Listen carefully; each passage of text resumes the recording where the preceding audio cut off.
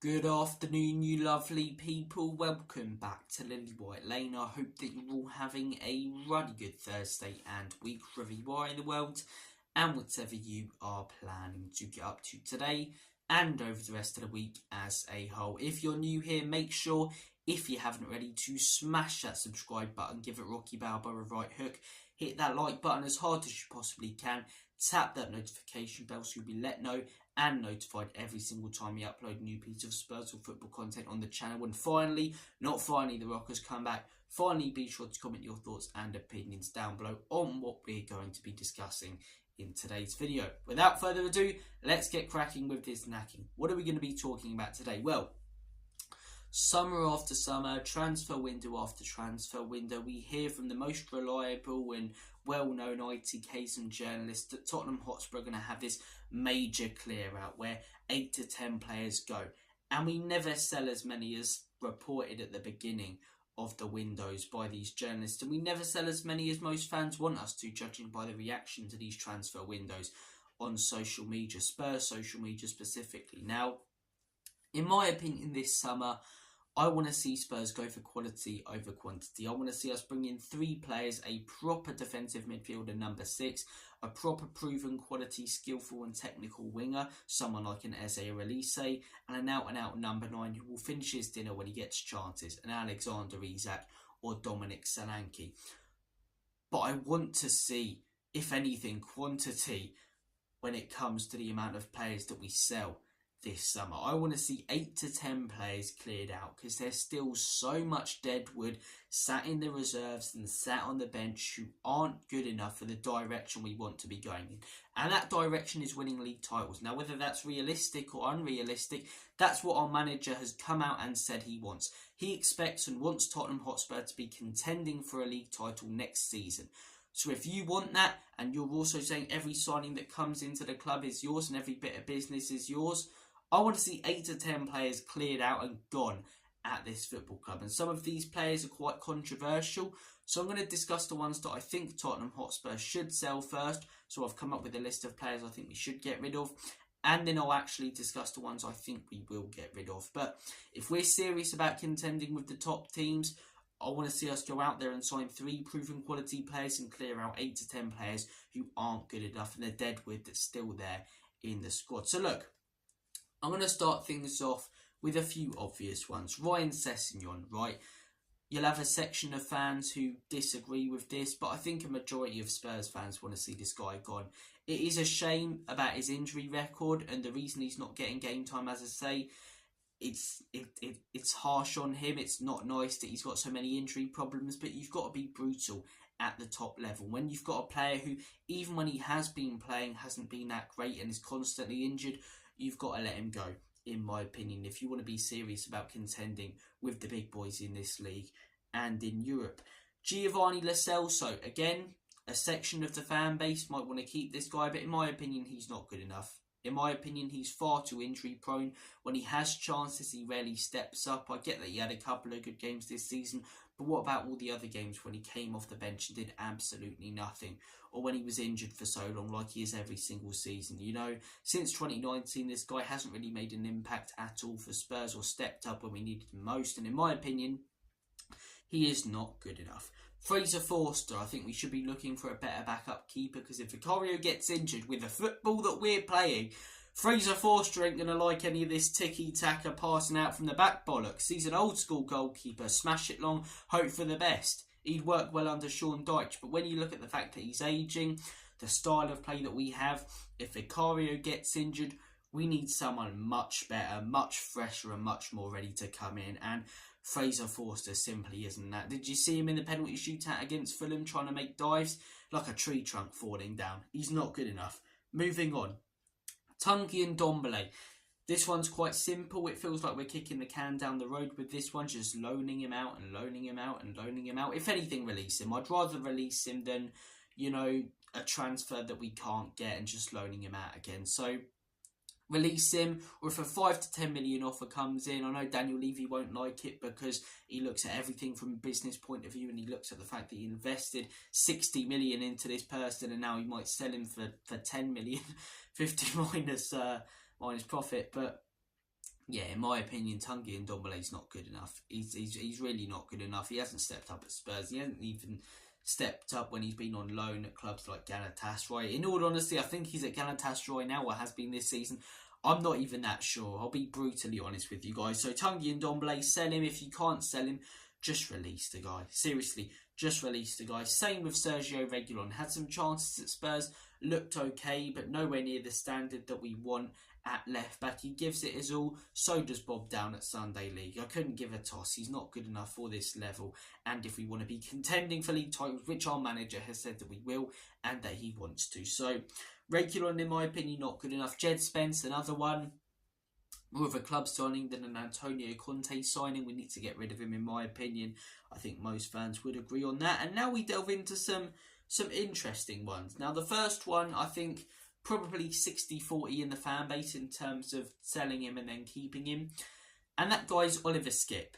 Now, for years, I've been an advocate of this guy. I've always looked at him and saw potential. When he went out on loan to Norwich a few seasons ago in the Championship, I thought he was absolutely superb. But we've seen this season, especially, the difference between the quality of the Championship and the Premier League. We really have. And that's due the likes of Burnley, Luton and Sheffield, who have come up and gone straight back down. Burnley, who have played beautiful football in the Championship, but it's just not cut it in the Premier League. And something else that's shown this level is Harry Winks, in my opinion. Harry Winks, a player at the top level of the Premier League who really struggled, really couldn't get to grips. He's gone to Leicester, top of the Championship. He's been one of the best midfielders in that league. So there's a huge gulf of quality between the Premier League and Championship.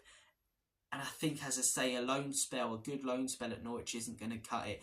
This season, he has been absolutely horrendous, Skip, when he's had chances, in my opinion. Sloppy on the ball, sloppy off the ball. Last season, towards the end of the season, he looked really solid, and I thought, yeah, there is a player here. There's definitely a lot that needs to be developed, but there is a player here, which I didn't believe the season before. But look, in my opinion, he's not good enough. He had a good loan spell out for Norwich. Towards the end of last season, he was good, but then at the end of the day, was he that good? Or how bad the rest of the squad were showing him that he was good, if you know what I mean. The team was so poor last season. He was one of the only ones who looked like they cared. And as Spurs fans, I feel like we were, willing to pounce on anything, any little bit of positivity or hope. So in my opinion, Oliver Skip isn't good enough. We should sell him. Pierre-Emile Højbjerg. I apologise, Ellie, but let me give my reasons. Højbjerg, do you know what? I know I've just said, he gives it his all, but so does Bob Down at Sunday League and all of that. But he fights for the badge. And it's a difference between, giving it your all and running around. But he does fight for the badge. He's not willing to shy away from tackles. He fights whenever he's on the pitch. Whenever he's substituted off, he looks pissed off. The motivation's there. And the winning mentality is there, which you can't say, in all honesty, about a lot of players in the whole team. A lot of players that I'd want to keep at Tottenham Hotspur, but in my opinion, the ability just isn't. On the ball, he's just not good enough this season. Whenever he's got the ball, he's looked horrendous. Off the ball, when he's came off the bench, he's been brilliant. Gets himself into really good positions, runs around brilliantly, his awareness is fantastic, but whenever he actually gets the football, he just doesn't produce the goods, does he? And again, I know I sound like a broken record, but if we want to be competing with top sides, we need to look for a better quality, CDM, a better quality number 6. And even as a backup, this guy won't cut it. Someone who's not on this list, who a lot of people are saying that we should sell Pierre-Emile Davies. I've just created a player, but sorry, Ben Davies. And I think he can be a decent rotational player. Now, I don't really like using the word backup because I think what we need is healthy competition. But a lot of fans want to see him gone. I think he can be a good player for us. I think he can rotate. I think he can come in, do a job. He's shown that season after season at Tottenham. He's fairly consistent. But a player like Højbjerg, who's fairly consistently a 6 or a 7, it's just not good enough in my opinion. Davies is fairly consistently a 7 or an 8 when he gets a chance. And that's what we need. Consistency and quality at this club right now. And Pierre-Emile Højbjerg just doesn't bring that, in my opinion. Now we delve into a couple of the really controversial ones. I might cause a bit of drama here. The first one, Bissouma, right? I can understand the arguments to a point for. He's got bags of ability, we know that. And for those first 10 games of the season, it was like he had super glue on his boots. He was absolutely phenomenal. And once he got the ball, you weren't taking it off him. He reminded me a lot of Moussa Dembele at Tottenham. But that was 10 games. And I'm going to be brutally honest, 10 games over the course of 2 seasons that are good is nowhere near good enough for this football club. I don't care how good he was in those 10 games. I saw them with my own 2 eyes, or 4 when I wear my glasses. But he's just not good enough and not consistent enough, in my opinion. Stepping up for 10 to 15 games a season for Brighton, you'll get let off more for it, because those 10 to 15 games will be hugely highlighted, and you've not got the TV cameras constantly on you like you have at a club like Tottenham Hotspur, where the pressure's on and the expectations are far higher. And in my opinion, as I say, 10 good games out of 2 seasons, it's not good enough. Does the guy have bags of ability? Yes. But is he lazy? Not to the point of an Ndombele, but is he fairly lazy? Yes. In my opinion, he is. Does he lack ability when he looks like he doesn't care? Yes. He does, in my opinion. Is he consistent enough? No, he's not consistent enough whatsoever. So in my opinion, Bissouma, I still think you could get a decent offer for him. I think he could be good for a lower Premier League club if he goes back to a Brighton. But the direction we want to be going in my opinion, he's not good enough. He's not good enough. And the final one, I've saved it up until last because I know a lot of fans are split on this. Richarlison. And I could argue either way. I really could. End of last season, I wanted him gone 100%. But this season he's been fairly unlucky with injuries. And in pretty much every game that he's actually played this season where he hasn't been injured, he scored or made an impact and looked really, really good. So I'm looking at the 2 seasons. I'm saying that he started quite poorly as well. Not quite poorly. He started horrendously at Spurs, 60 million price tag. I guess that, or I understand that he can't decide that, but 60 million, and when he's putting in performances like he was and scoring 1 goal, I believe, all season, it's not good enough. But as I say, this season I think he scored 12 to 13. And when you consider he's been injured overall in the season for about 4 months, it's a very, very solid record. It's a very solid record. But would he be happy sitting on the bench for a majority of next season and coming on? I don't think he would. And in my opinion, I don't want any morale decrease in that team. And in my opinion, he has been solid. But I think this is as far as he can go. I think Richarlison is solid for a team contending for Champions League football and contending for European football. He looks an unbelievable player when you're trying to fight relegation like Everton were. But when you want to be contending for league titles, you need complete and utter consistency. You need players who are not injury prone whatsoever. And in my opinion, I'm looking at Alexander Isak, I'm looking at Solanke, and I think those 2 players could be better and probably will be better than Richarlison. The Solanke one, I can understand why people might object because he's stepping up for Bournemouth, but obviously there's a huge difference in quality between the players that are surrounding you at Bournemouth and Spurs. But if anything, I think that could benefit him. And he's not been battling relegation like Richarlison was at Everton. He's been, playing well against the top teams. And I think he's got 15 to 16 goals or something stupid like that. He's done ridiculously well. But obviously the ideal choice would be Isak. Done it at the top level, at a team in the Champions League and competing for Champions League football. He's a quality striker. He's the guy I want. And in my opinion, those are the types of players we need up top, not Richarlison. But I can understand the argument either way. Now, I've discussed the players I think Tottenham should sell. Who are the ones I think we will sell? I wouldn't be surprised if we see a player that none of us want to go leave this summer. A Romero, a Pedro Porro, someone like that. I just realised as well I've left someone out of the list too. How could I forget? Emerson Royale. I do apologise, I don't really need to delve into that. 3 seasons at Spurs?